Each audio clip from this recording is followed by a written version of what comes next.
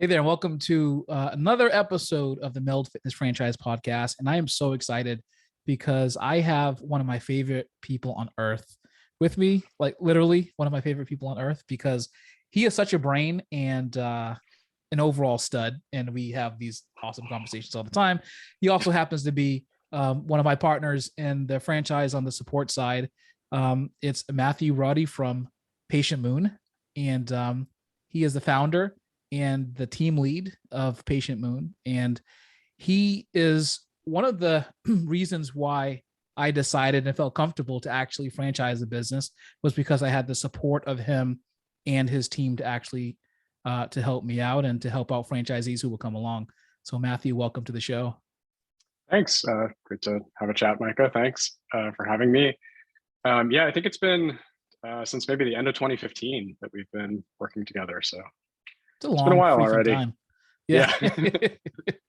I know, but I'm glad you're here.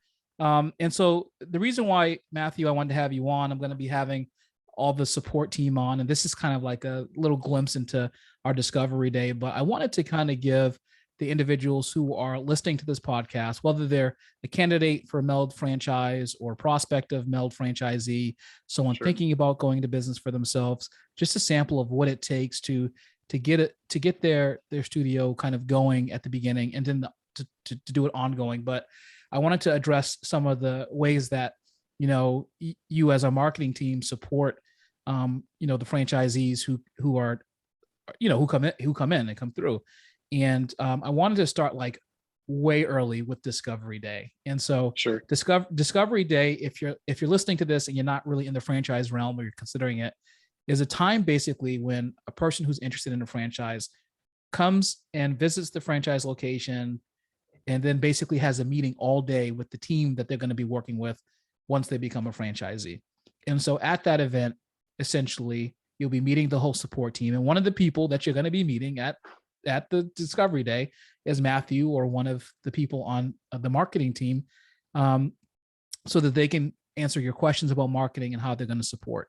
And so, Matthew, do you want to just give a little primer about, kind of some of the conversations you might have and questions that might be asked to you on Discovery Yeah. Day?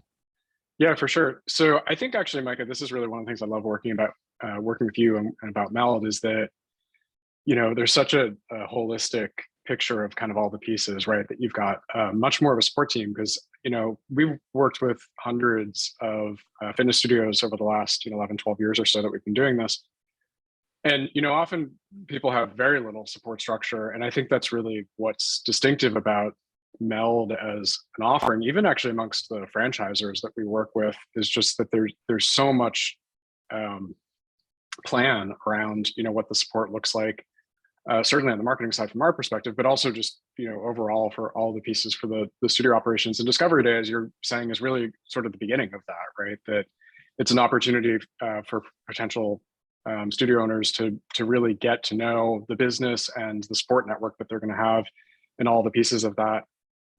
Certainly our piece in terms of the marketing, business strategy and operations, but really all of the partners that the studio owner is going to have. And I think as you kind of said, that's really what we've seen over the years is that there's kind of sort of two ways that people come to us. They either sort of do it before opening and they plan ahead well and they open successfully and it's not as bumpy a ride as it maybe could have been, or they come to us some number of years later and they're like, I've been swatting around in the dark and it never seems to have quite worked, but somehow I managed to sort of make it through and I finally realized I really desperately need help. And we're really trying with MELD starting at the Discovery Day to give people a clearer path of what has worked with other studios and not leave them kind of guessing, because so often what we find is that potential studio owners have the motivation, they have the drive, but they don't really know where to put it, right? So it's really just getting people on the right path and putting their energy to good use, right? So that they're not spending all of their time trying to figure out what to do or kind of trying and failing stuff, that we're really being clear. And I think of Discovery Day as sort of the beginning of that, which even sort of before we kick off, that it's an opportunity to really be laying out what all the components are, right? Who's involved, and what the pieces of the sport are, and what the process is going to look like, and how we're going to lead through a successful pre-opening. So I wanted to kind of go back to one particular thing, which is, our partnership, and why I think it's important for people looking or listening to understand the reason why I was like, I could have hired a marketing person in-house to do this, but Sure. you all have such a unique perspective because you get to see the global fitness studio market in multiple different ways. And now, granted, a personal training studio is different from a yoga studio, is different from a team training studio. However, there are some similarities, and there are trends that evolve over the course of the year, or a couple of years, or a few years, or a few months, and you all get to see that. So when I just think that that's a unique perspective that you all bring, and really For sure. a boon to what a franchisee would be getting from you on the marketing support side, which is that you observe these trends, you take note of them, and you wrap them into your constantly changing how you target the marketing strategy, how often it changes, does it need to change. I found that really like a really unique, value proposition for you, bringing you in on the support side too.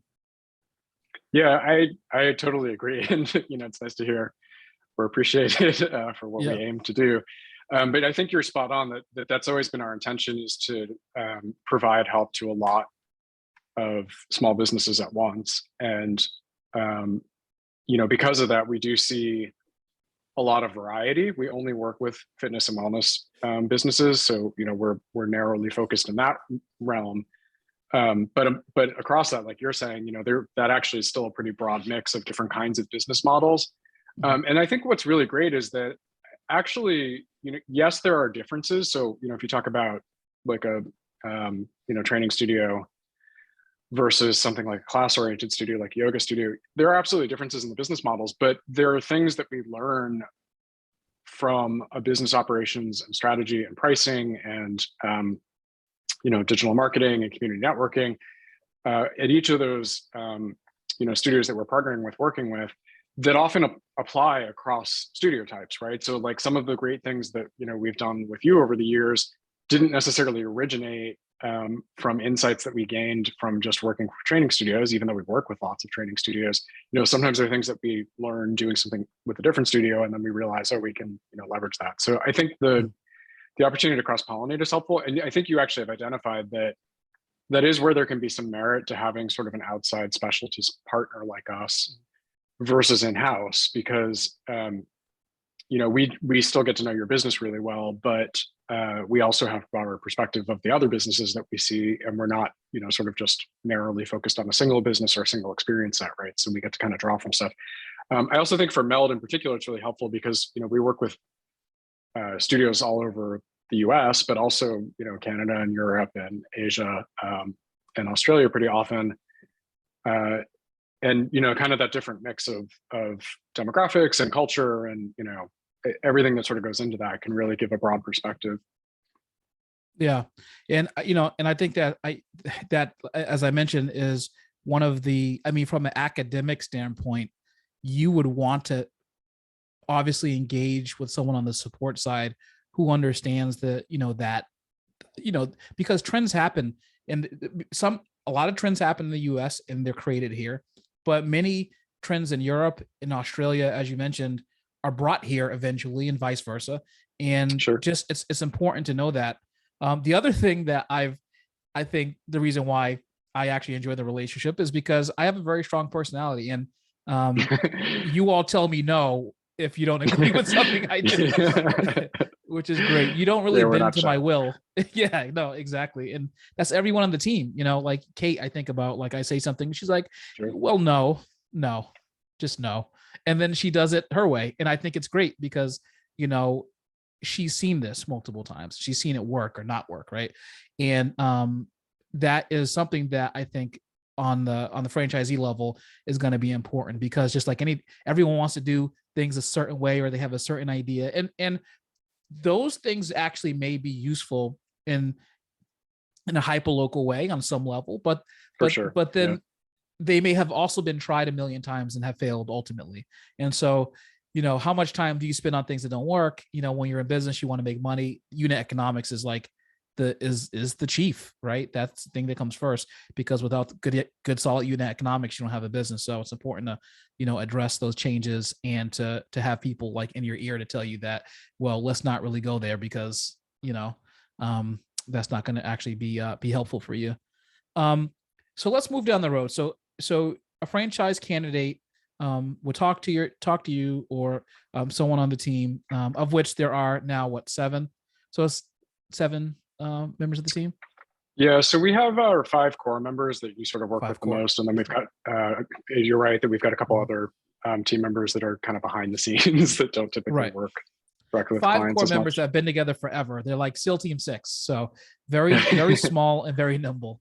And then so after Discovery Day, they would have talked to you, and then they would have really gotten to understand about the flavor and kind of what you're going to provide for them. And let's get a little more specific. So a lot of people are concerned with what kind of support they're going to get after they sign the franchise agreement, because that's when it really Sure. matters, right? And one of the most important pieces of opening a fitness studio is the pre-opening, the 12 weeks before pre-opening, which is when we Sure. want marketing to start. But really, our marketing plan actually goes even further out than that, because we don't like the whole paralysis by analysis, but there are some things that need to be in motion prior to you starting. So when we talk about 12-week pre-opening, we're talking about actual spending every day of every week in that 12 weeks just marketing until the opening day. Yeah, that's right. But before that, there's some stuff that has to happen. You want to just go into a little bit of that? Yeah, so obviously, I think this is actually a place where when people try to open studios without support and guidance, this is the thing they most often get wrong, is that the instinct we so often see is that people think, well, I shouldn't, be marketing and selling until I know my exact opening date. No one's going to want to pay in advance. And so what people often do if they lack good guidance is they kind of procrastinate that, right? So they, often will only start doing their sales before opening, 2, 3, 4 weeks out. We actually really like to have a whole, as you're saying, a whole 12-week period that we're actively forming community connections, networking, and engaging in digital marketing, proactively selling, so that we're actually making sales that whole 12-week period. And as you alluded, in order to do that, in order to be ready 12 weeks out from opening, to start already making sales and actually getting money changing hands, there's obviously some technical work that's got to happen before that. And that's really the place that we start when we're first working with a new owner, is kind of on a split path. So one piece of that is the technical setup side, getting ready to be able to run digital advertising on social media, getting the website ready, making sure that we've got good search engine optimization in place, specifically for that location, and kind of all the other sort of logistical pieces that go into the technical setup. And then the other side is really starting to ramp the studio owner up on how to engage in digital marketing themselves, where organic social media marketing is going to fit in alongside the advertising, how they can be using community networking and sort of the more traditional outreach kind of marketing to start to make connections, and really driving them toward filling up memberships, during that pre-opening period, even before the studio opens. As you said, that's ideally we sort of want a 12-week period that they're full speed at that, right? So we want to sort of start that ramp up process on the education and the informational piece of it a little ahead of that, and then also on the technical setup piece of it a little ahead of that, so that we really can have a full 12 weeks. The good thing, for better or worse, is that construction almost always gets delayed. So, typically the best laid plans for that 12-week period actually end up being a little bit longer anyway. So that kind of helps make up for time if people are sort of behind.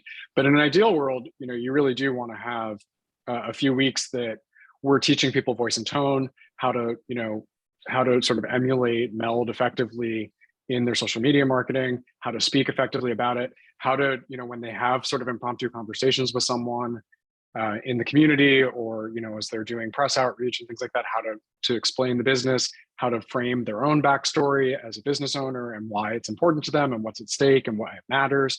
All of that is stuff that we really like to get people guided on before we even enter into that 12-week period. Yeah. And I think that's really what you're getting at, right? Absolutely. Because, well, let's take a specific example, which is someone who's coming from the corporate world. Um, Sure. that often they have a marketing team do this with people with years of marketing experience for them, and they have to learn the voice and tone, right, and all the other stuff, and which is so. Just so if you're listening to this, we've already developed brand guidelines. We have it actually all formulated in a book, in a little booklet. It's the same. It's the same stuff that Patient Moon understands, and it's the same stuff that you'll get as well. So you will get, like, for instance, what font do you use when you're doing something, or how do you take pictures, and what kind of pictures to take, and what should they look like, and what should they include. And there's things like the workout milestone boards, which, those boards say, I've reached 25, 50, 100 sessions, whatever it is, taking pictures of those are really important milestones that in the community, are like, man, well, this person has trained for like 100 sessions. Those are things, pictures and actions that actually draw people in, because it shows that their commitment to the studio and to that local business, to your local MELD. And, you learning, as you mentioned, the tone of, should I be using emojis? What should I say? Right. Yeah. How does MELD speak? What speaks to people in fitness? Those are important lessons to kind of undertake, so that you can understand how social media works. Yeah, and you're right that it's the subtleties. And actually, I think that example of people coming from corporate backgrounds is particularly apt, because that is a common pathway to small business ownership that lots of the clients we've worked with over the last 12 years or so have come from. And often you're spot on that there are often it's sometimes like just enough to be dangerous kind of backgrounds with that, where sometimes the corporate experience people have can actually lead people astray a little bit when they then try to figure out how to apply that to small business, because the realm of what works for small business marketing is so different. And also just trying to be really scrappy, right? So we've worked with some folks who had backgrounds where they were managing $1 million ad budgets, and their sensibilities about what it takes to be successful with digital advertising is in that realm, right? And then we blow their minds when we're like, watch what I can do with $100, right? Right. Yeah. It's just a totally different realm when you're trying to be really effective for a small studio in a particular neighborhood. We can be really scrappy and we can be really efficient with budget, but often people waste a lot if they don't know how to do that. Yeah, no, that's exactly right. And that's really the key, which is not wasting your energy and not wasting money. And I wanted to address something that we talked about before we jumped on the call, which is basically that this is the only time in the business life cycle, the only time where the business owner does not have to worry about a bunch of different variables. They don't have to worry about the schedule. They don't have to worry about retention marketing. They don't have to worry about all these. They only have to focus on sales and marketing to drive as many members in as possible, like day one. And they have to hire their pre-open marketing team prior to opening, which cannot be neglected. And we talk about that in the playbook. But this is really the only time that they have to just focus on one thing. So there's a mindset piece of this that's necessary, because grand opening marketing is tough. You're basically promising a bunch of people that there's going to be a studio one day that's going to open. I swear to you, and you should be a part of it because. And so one of the things that we talk about digital is fairly straightforward, right? Because it's digital. It's social media. It's getting your Google My Listing page up, the local SEO, the website, all that stuff. But then there's another component to this, which is guerrilla marketing, which is basically boots on the ground. Do you want to just go into a little bit about guerrilla marketing and what's the importance of having a proper mindset around that going into pre-opening? Yeah. So you and I talk about this all the time, that, really the thing we often encourage is that you want to be forming community connections. So you want to be looking for, am I in a neighborhood that's got, a lot of school kids and, young families? If so, how can I connect with, that population? Can I sponsor an event at a school? Can I be part of, a town fair? If you're in an area that's got maybe an older population, you want to be looking for what are the active, kind of adult oriented activities that are around that I can be part of, right? Are there road races, are there, community events, things like that, that are really good opportunities to be making, sort of direct, visible connections, and to start to establish community relationships.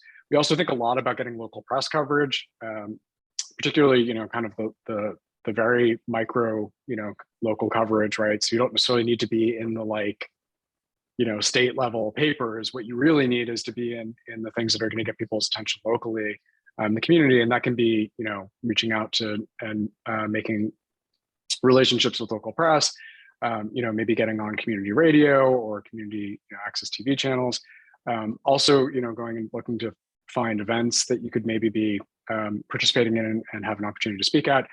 All of those little things really add up. And I think why you're sort of labeling guerrilla marketing is that it's no one big thing. It's not like go find the, one major once a year event in your area and go be the sponsor for it. It's more find the 25 things that are happening that are maybe small little things, go to the farmer's market, right? Go to the open art studios, whatever, the things that are happening in your area, find out ways to be part of it and to bring the message in and to just get to know people. And a lot of it really is just show up and hustle, right? Introduce yourself and have conversations. It doesn't even necessarily have to be something that's fitness themed, because so much of what we're thinking about in a studio like MELD is just being a member of the community, that you're, you're trying to bring something to an area that maybe doesn't have, something like this, and, serve the community. And that when people, learn about that, they get excited about it, right? It's a vibrancy for, a community. And I think the thing that's really great that you and I have talked about a million times about MELD's model in particular is it's such a small studio format that you don't need to be, somewhere with a million people to make it work, right? You can put a MELD, somewhere that would be a little bit on the smaller side in terms of the number of people for a larger studio to be able to support. And because of that, you really can be a fixture in the community. So, we really want to encourage that kind of mindset for owners, that they're getting out there and, they're active, they're on the ground, they're forming relationships, they're getting to know people. But they're really just taking it from the mindset, not of I'm out selling everyone, but, how can I form community connections? How can I make this a community space? How can I make, this a positive impact on my neighborhood? Because when you have that mindset, it shifts away from the come give me your money, and it becomes more about how can we be partners together? How can we be good neighbors for you? How can we get you in here? And then people just naturally want to join, right? Because they see the benefit. And so one of the things that obviously we task the franchisee with when they come in during that, so during the prep up until that pre-opening marketing launches, identifying competitor businesses just to see what's out there, not because we're necessarily that worried about competitor businesses, but we just want to see what's already been established in the fitness sector in that area, and the level of sophistication with that demographic with the fitness industry. Is fitness a new concept in this area, or is it a staple? Is it something that's already known to the industry? Because that also affects how you market and what you say to people who might come into MELD and who might take us up on the services. Absolutely. Yeah, I think you're spot on with that. A lot of that too is that, it's easy, I think, sometimes when people are opening up a studio to feel everything around me is competition. We actually really don't see it that way at all. And we don't see it that way because empirically, as Patient Moon team, we have not seen that that's how it plays out. I think, as you're alluding to, often areas that have denser existing established fitness and wellness businesses actually can be really great places to open, because there is more sort of fitness literacy, so to speak, amongst the local population. People are sort of accustomed to the ideas. I don't think of it as zero sum at all. We're not looking to sort of take people away from other studios. It's just that the more awareness there is, and the more that people are maybe exploring and looking what's, searching out what's the right fit for them, the more that there's opportunity for MELD to fit into, a gap in the market that is maybe not being serviced. So in a lot of ways, if there is more around, that can actually be good. Right. And you're right too that, on the flip side of that, if it's sort of a new concept and people are maybe not accustomed to this, then we have to do a little bit more, right? So, in some neighborhoods, you say small, group fitness training or personal training, and people are like, I've done that, right? I know Right. what Yeah. that is. In other Mhm. places, people are sort of like, what is that, right? Like, Yep. and or even personal training as a concept, right? Or even fitness Mhm. training as a concept, people don't always necessarily have familiarity with, depending on just what the market looks like. So you're right that Right. that's the starting point, is to really identify, um, what are people sort of familiar with, and what do we need to do to bridge the gap to educate them to get them to that point. And that's really how we think about marketing in general, is Mhm. working backwards, right? So the thing we want people to do is sign up for memberships, and we're just working backwards to, what do I have to do, from the moment that I catch their attention to them becoming a member, in order to educate them and give them confidence about whether this is the right fit for them or not. And that's really how we're thinking about tailoring marketing for any given location, is just making that journey really easy for people, right? So how can we get in front of them and get their attention, and then guide them to understand, what is this about, why might I want to do this, right? And that's going to be a little bit different for different locations and different demographics, as you said, depending sort of on what they're used to and what they have access to already. And that's really why you all are here, because there are multiple layers to that, which includes the fact that, okay, Yeah.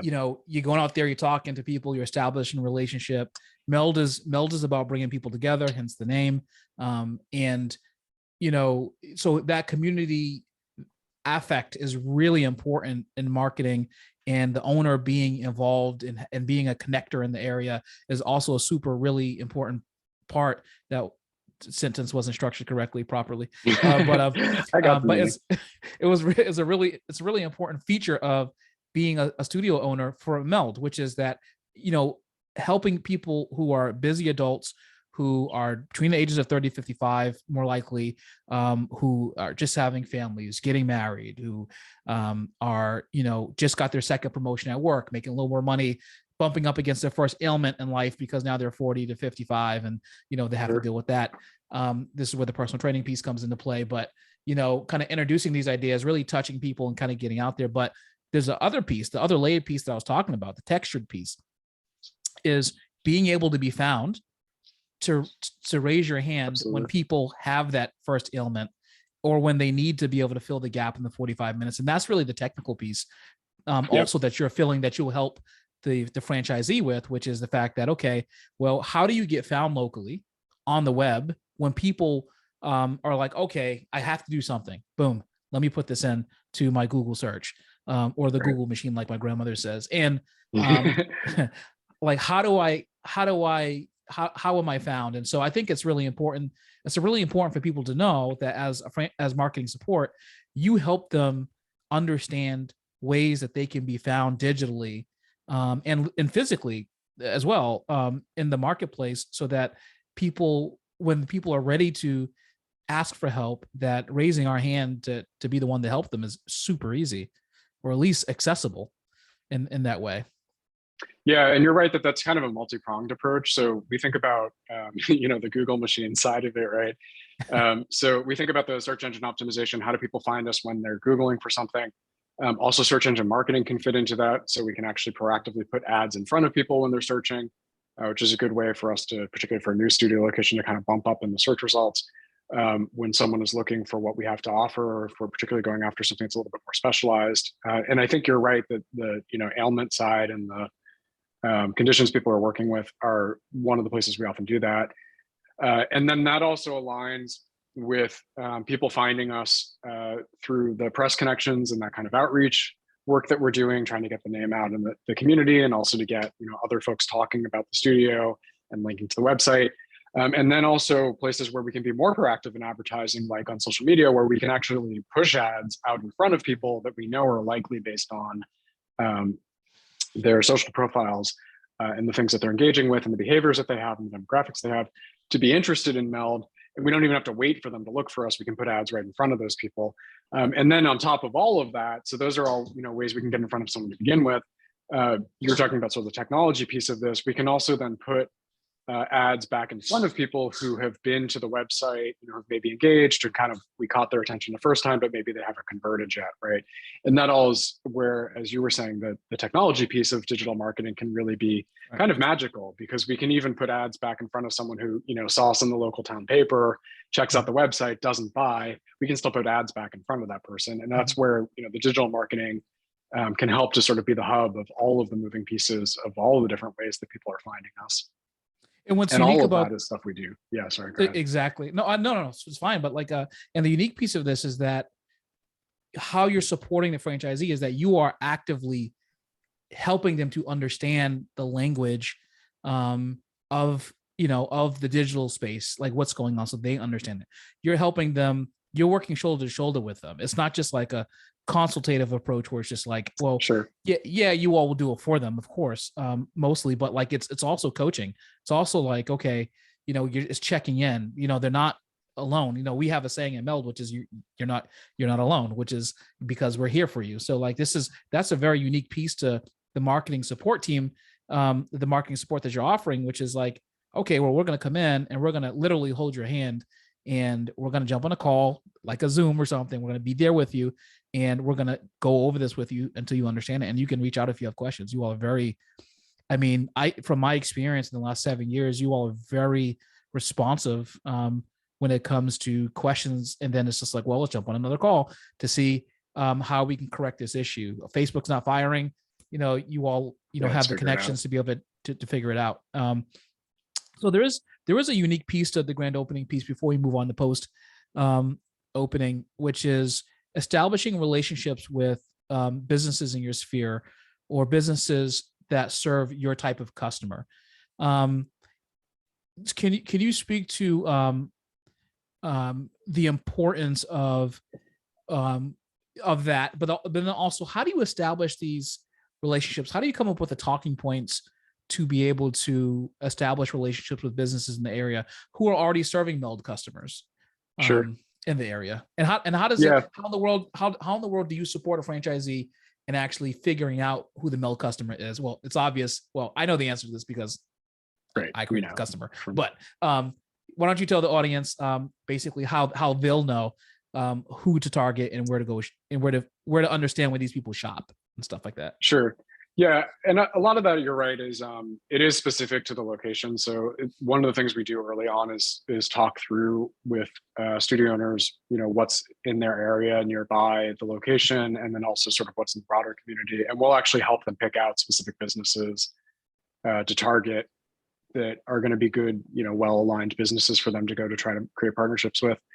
The ones where that's particularly requires some thought, I think are more what you're talking about, of trying to identify businesses that might already have well-aligned clients because of the kind of lifestyle and demographic sort of overlaps. And that's the place where some sleuthing and guiding the studio owner through that is really helpful. And we do that hands-on with them, as you were saying, and as you alluded also in a lot of our work.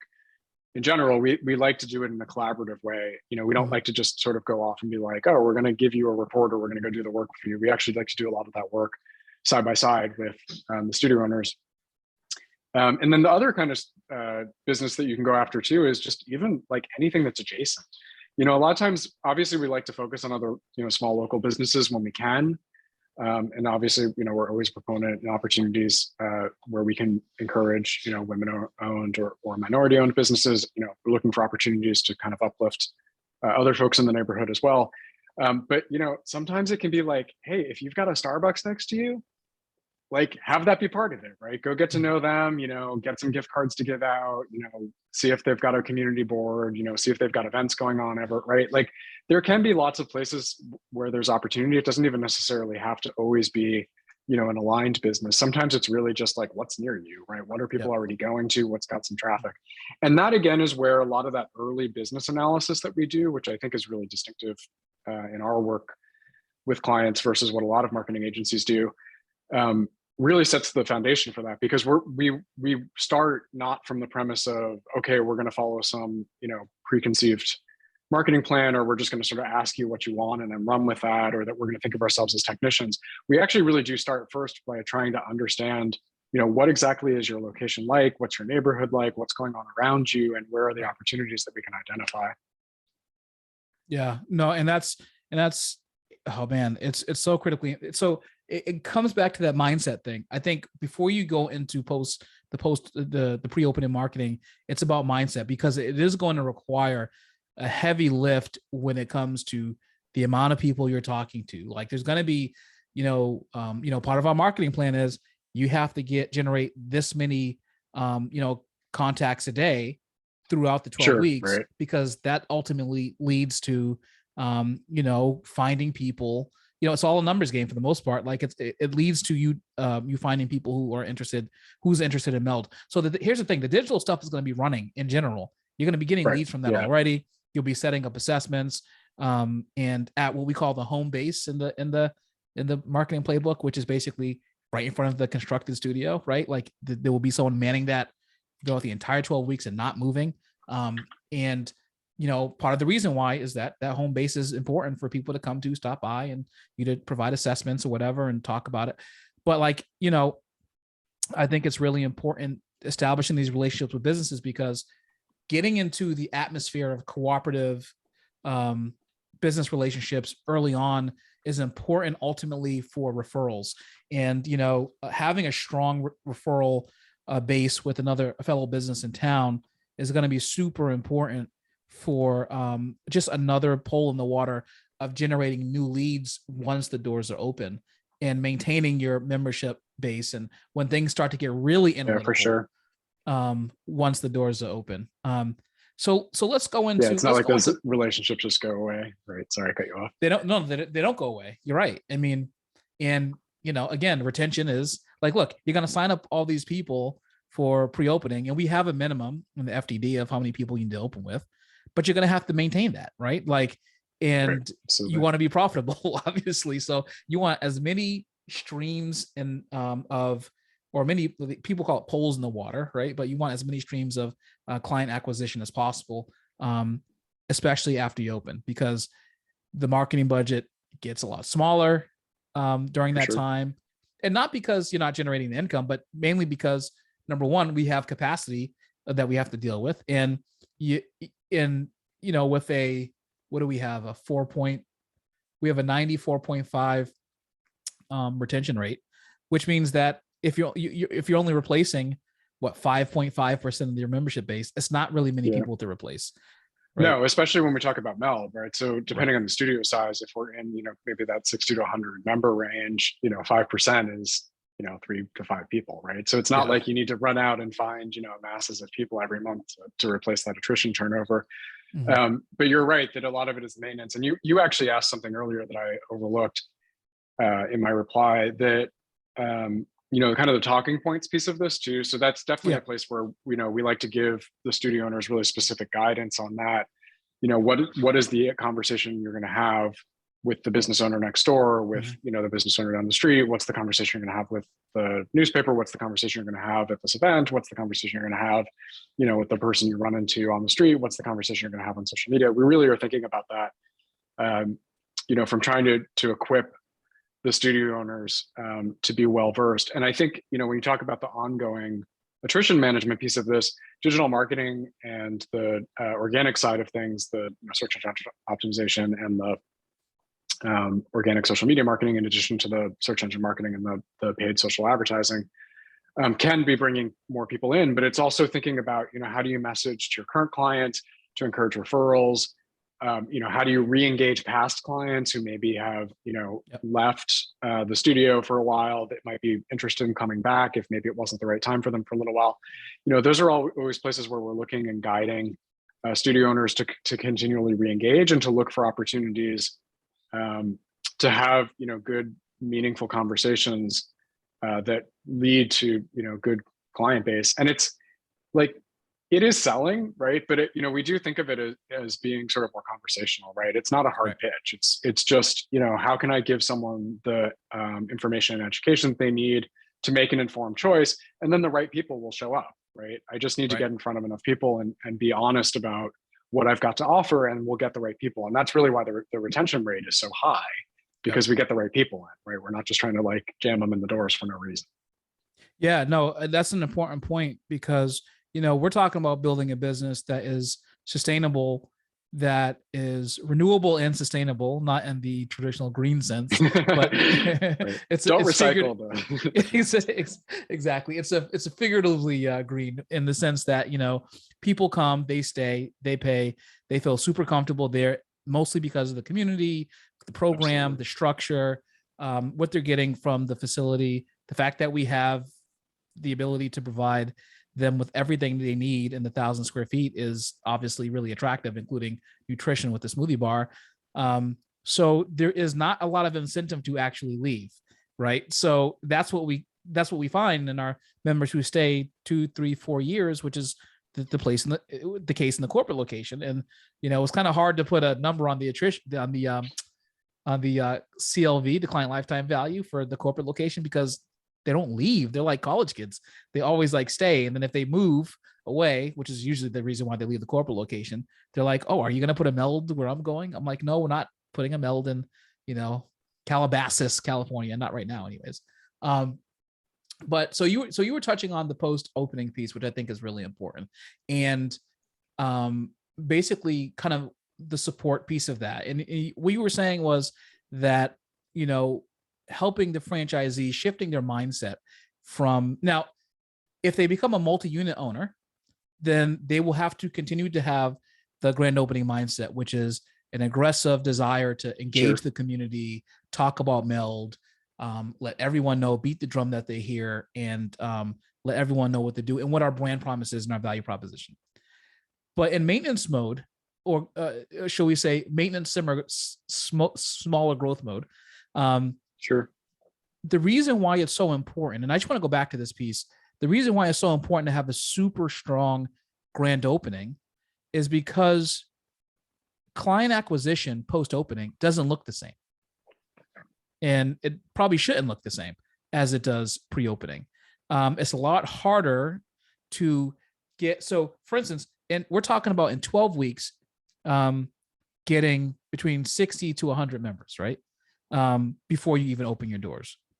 To get 60 to 100 members post opening is a whole different ball of wax, right? It could take you, a lot more time than just 12 weeks to scale, for multiple reasons. Number one, you're distracted. Number two, there's a lot of Yeah, different it's just a things to distraction. manage.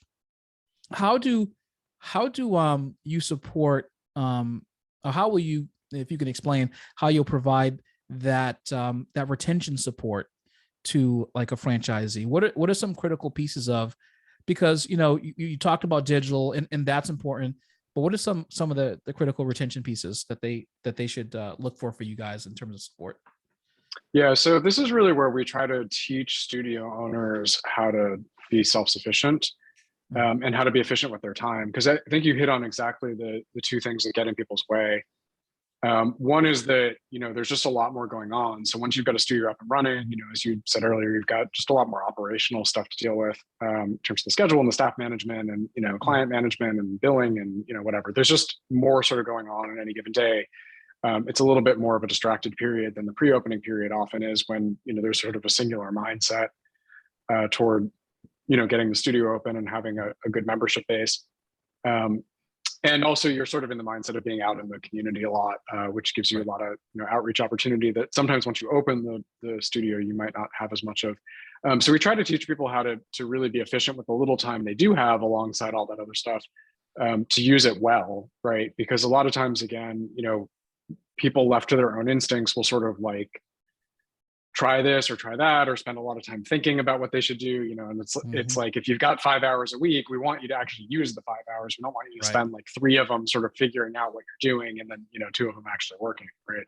So a Mm-hmm. lot of it is really just keeping people on an increasingly kind of incremental education track that we're just teaching them more and more as we go. That starts pre-opening, but even after opening, we just want to keep increasing their skill set and their capabilities, to do a lot of that themselves and to be efficient with their time. And then a lot of it is just keeping people on track, also to make sure that they are following through on the stuff that's important and that we're really prioritizing, right? That we're identifying what's going to be the biggest payoff for them at any given time. And that tends to vary over time depending on the season and how the studio is doing and kind of local conditions and where there's maybe more opportunity in some parts of the marketing efforts in the community any given month versus another. So we want to kind of, guide them through that. And the other place that you alluded to very early in this conversation is also the evolution of digital marketing over time, and, kind of trends in what's working. The platforms change all the time. These aren't stationary. It's not like you learn what works in, a Facebook ad today, for instance, and it's like for the rest of eternity, right? The ad platform changes almost every week. The ad market changes. There's seasonality and a ebb and flow to that, and what you can sort of get for your budget's going to be different week by week and month by month. And those are all things that we really keep a strong eye on, and continually guide clients on what that pulse looks like and where there are opportunities, so that we can kind of point them in the direction of like, hey, this thing that was working really well last month, maybe right now is not as great an opportunity. Shift your focus over here. Put that limited amount of time that you've got and that limited budget that you've got into this right now. And then, next month, maybe we'll do something different, right? It's just that kind of constant, navigating. And this is, I think, where we're really good at being very scrappy with time and budget, because all of our clients have a dearth of them.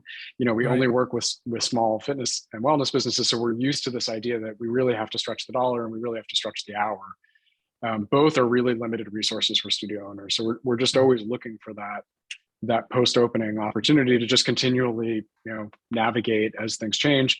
And as you said, in a lot of ways, it's not, for MELD in particular, it's not actually that hard in a lot of ways, because we don't necessarily need a ton of people, right? It's not, I always say, like, even for pre-opening, 100 members is not a ton, right? If you've got like 50,000 people in your city saying that I want to get, 60 to 100 of them to come on board is not a big ask, right? It's not a million people that I got to go out and get to sign up. And, if every month I maybe have attrition of, 3-4 people that I need to replace, again, it's not a ton. If I can get one new person in a week, I'm good, right?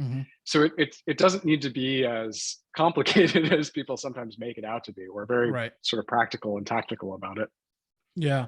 I mean, and I'm certainly familiar with in the corporate location, going over the things that you're talking about, making those adjustments, obviously with the update of, for instance, certain apps on, or the operating system, the iPhones, that changed Facebook like dramatically. And that's affected, you or us on how we market, and you guys kind of helped us navigate through that, because we had to literally change our ads to meet the new specifications, because there's new meanings of what Facebook deems appropriate. And then next month it could be inappropriate. And then the month after that, they changed their mind, reverse course. And so, for instance, they gave us 2 ads that they said were discriminatory. And they were so, it's obviously works on the algorithm, right? But then we literally knew that they weren't. And so we basically just, what do you call it? You call for the review, appeal it. Yeah, we do appeals on ads pretty often. It's actually kind of par for the course, to be honest, that you almost always have to appeal a lot of Facebook ads in particular. Yeah, no, it's amazing. And then like within like 10 minutes, they were like reversed. So, I mean, it was fine. But one of the things I think that can be a challenge for studio owners, but they need to really get in the habit of, is generating content and photos. I think that is setting aside time. You talked about setting aside time, and I think this is really what I've appreciated about your support. And I think what will come in is that you all really direct that piece. What kind of photos and videos do we want to see? Do we want to see, like, you take a boomerang, and like having consistent content that's being posted, in addition to, I think it's important for people to know, this is not just okay, let's put ads up and just keep them running all the time. You could do that and never post online and be perfectly fine. But we're talking about MELD as a community and as a brand, and the brand voice. In order to keep that out there, in order to keep your reputation up, you have got to have local curated content that sounds like the person that's actually nearby, celebrating anniversary milestones, celebrating birthdays, celebrating births, celebrating marriages, and client accomplishments too. All those things are really important. They need to be kind of shown by the local franchisee. And so, I think that you all do a good job when it's time for it. And I think that this is what a person listening should know, is that what Matthew and his team does, and support is that they're going to tell you, like, it's time to get this kind of information. It's time to get these kind of photos this time of the year, because kind of this is where we are. So, and we'll have some pre-made stuff from the corporate, but like that's nothing on, generating a local accomplishment, because we want to share that on the corporate pages, right? Like them having those, photos from Texas of the person who just achieved 50 workouts is something that's going to help the entire brand out when we share that nationally. Sure. Through the corporate side, and so it helps the whole brand when we're generating all this, all these great client accomplishments from across the board, and we can kind of spotlight all these things like on a corporate level too. So everyone really does have a part to play in kind of like how the brand looks, feels, how it sounds, and getting photos and videos and workouts of the day up, and introducing their coaches, and just constant posting of information that is that's relevant to the success of what this studio is accomplishing in the community is super important. Yeah, for sure. And you hit on something I won't spend too much time on, because we could talk about it for another hour, just this. But as you know, we've been developing for years a patient accountability system, where we actually give those really specific instructions on, this is exactly what you should be doing for photos and videos, and here's your homework, and like shot by shot, this is what you should be going out and getting. And then we've got a follow-up process that we use to make sure that, studio owners are getting that and producing the material that they need to be successful in their marketing. I forgot to mention that, but yes, one of the major ongoing support pieces is they give you friggin' homework. And then you get messages when you haven't accomplished the homework. So it's like, we've got a whole portal for it. Yeah, it's all built out. And that homework piece is really important, because not only does the franchisee, after they have a one-on-one coaching session for marketing, and if you're building on ads or whatever, they're going to be able to go back and watch the coaching session, and they're going to be able to have the homework that's associated with that session as well written down for them, so they can go back and remind themselves of it. So, I mean, you really, you talk about support. It's like they, not only are you showing them, having the tools and the conversations, they can go revisit them, and it's always in front of them. So they never have to kind of, oh, what did they say I'm supposed to do? Like, it's always right there. And you're going to check to make sure they do it, because they're going to get those emails that we always get, at corporate too. Yeah. Cause as you're alluding to, we have a proprietary process and custom software that we've developed in-house, that's based on, our last 12 years of expertise doing this and seeing what works, not only in the marketing process, but also what works to get studio owners and their staffs to successfully execute that work, right? Because, it's not enough to just teach someone how to do it. I mean, this is the same thing as MELD, right? You can't, the client can't just come in for a workout and I'm like, here's what you need to do, and, go do it, right? I got to make sure they actually do the work. I got to make sure that if they're, doing it wrong, that I course correct them and, teach them how to do the exercises safely. Marketing is very much the same, right? We have to make sure the studio owners know what they're doing, to make sure they're actually doing it. As they do it, we need to give them opportunity to become better at it and get feedback. We have to make sure that, they can train other staff members, which is where things like the recordings and the past notes references and all that comes in. And yeah, all of that's stuff that we've been building for years now into our client portal that we provide access to for all the studio owners that we work with. Yeah, that's awesome. So it's a whole other piece of support that one day we can dive more into, but I guess for now could just be a tease. Exactly. Well, this is a good place to stop, I think, because I think that they've gotten a lot of information out of this, and a lot of support. I think the bottom line is that, not only are you going to have like a nice, from the time that they first meet you and be able to ask you direct questions in discovery day, to analyzing their demographics, their neighborhood, the clientele, the businesses, and where the studio is going to go, and planning that 12-week ramp up that's insanely dedicated to driving clients, to, getting those suggestions on taking photos, and the homework assignments, and being able to recap through the coaching sessions through the portal. Like, it really is fully supportive of their marketing efforts, and they really long for nothing, because everything is right there for them. So, this is, if you listen to this is why I have the relationship with Patient Moon that I do, because they're just the best at what they do, and they care. They literally care. Like, you'll get in a coaching session, and like, someone will say like, oh, like, well, I was thinking about this the other day. I'm like, you were, and there's like, yeah, like, honestly, I remember that we were talking about this last time. That's what you're getting. And that's super important, especially for someone, if you're thinking about buying into MELD and you're transitioning from a job where you have very little marketing experience or none. It's so important to have people who are thinking about you in addition to what you're doing. And you guys do a great job with that. So thank you for that. Hey, thank you. All right. So we're going to end this here. Matthew, well, I was going to say, where can they reach out to you? At Discovery Day. How about that? Yeah. Right. We'll meet you at MELD Discovery Day. Yeah, exactly. Call to action. Yeah, exactly. Yeah. So if you're interested in learning more about MELD, you can go to meldfranchise.com. And, if you, now you understand more about our marketing structure and our marketing support team. And we're excited to have you kind of come through the process. So, all right, y'all. Well, remember, I always give this little thing at the end. If you don't spend time, wait a second. I always forget this piece. I think it's, if you don't spend time building your dream, you're going to spend your time building someone else's. That's how I end. I think that's it. Have a good one.